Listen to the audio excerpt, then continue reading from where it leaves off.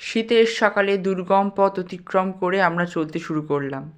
আমার সামনে যিনি স্কুটি চালাচ্ছেন তার পরিচয় আপাতত গোপনই থাক। এই শীতের সকালে যে আমরা যাচ্ছি সেটা হচ্ছে অনেক।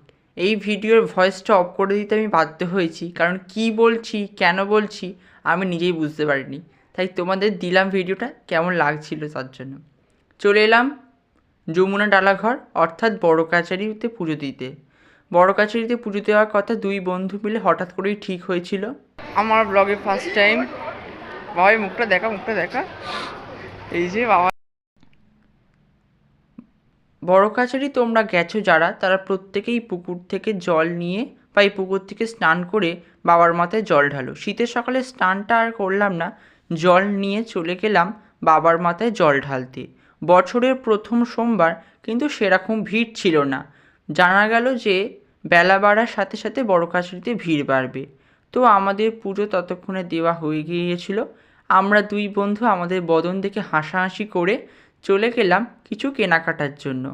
সেরকম কিছুই কেনার ছিল না, তবুও যা দেখছি তাতেই মনে হচ্ছে সব কিছু কিনে নিই।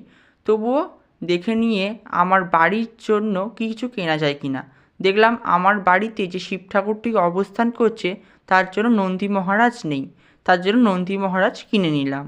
আমাদের পুজো দেওয়া কমপ্লিট। এবার পুজো দিয়ে এবার আমরা কিছু খেতে যাবো। একটু হাঁস, একটু খাবার মুখের সামনে চলে এসছে, দেরি করে আর লাভ নেই, চলো খেয়ে নিই। বাড়ি ফিরছি, সবাই দেখাও। চলে এসছি আমরা বড় কাছারি থেকে পুজো দিয়ে বাড়ি ফিরছি। চলো পরের ভাবে, চলো অপেক্ষা করো, টাটা।